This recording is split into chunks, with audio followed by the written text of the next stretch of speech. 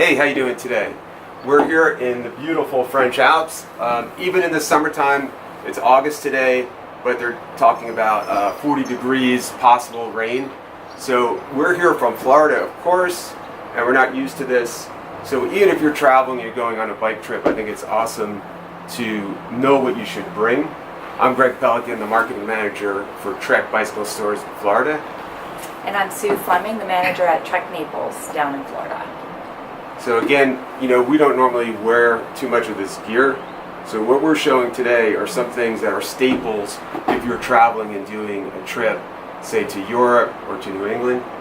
So Sue, what are you wearing? So today, because it's going to be very cold at the top of the mountain from what we hear, I actually have a long-sleeved base layer. Normally I would just wear a short-sleeved base layer, something to kind of soak up the sweat. So I did put on a long-sleeve base layer.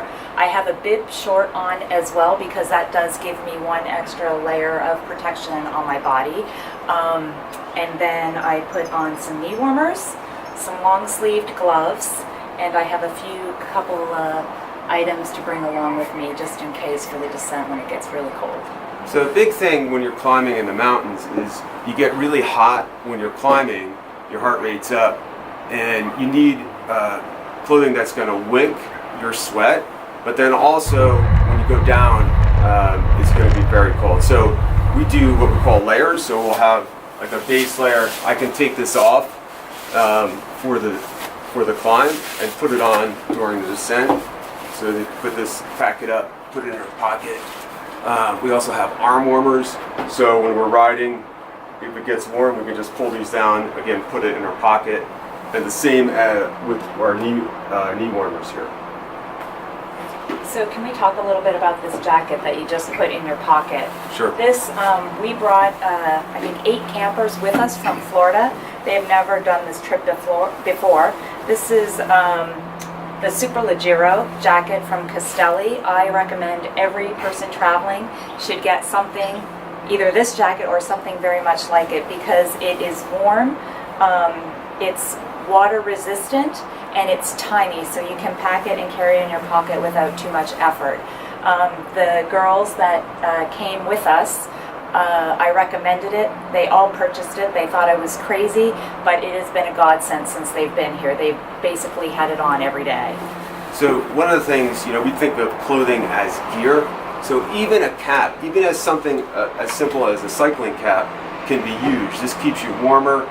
If it's raining, it keeps water off your head and off your eyes. And there's really even, a good reason for everyone to have a cycling cap. Today we're going up the highest mountain pass in Europe, the Col de Liseron, and I'm going to carry some full finger gloves to put over my other gloves as well. And you have some other things, right, Sue? I do. I brought a vest, so even though I will have a jacket on, it's going to be cold when we're descending, so I will add another layer of vest on top of that. And to keep my feet warm, I did bring a shoe cover.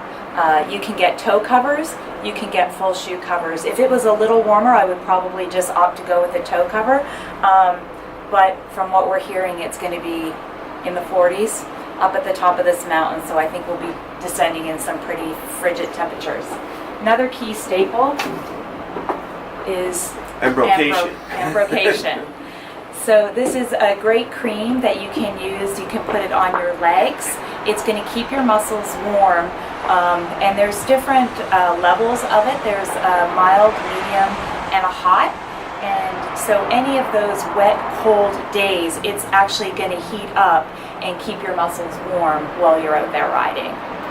So thanks. Have a great ride. We'll see you back in Florida.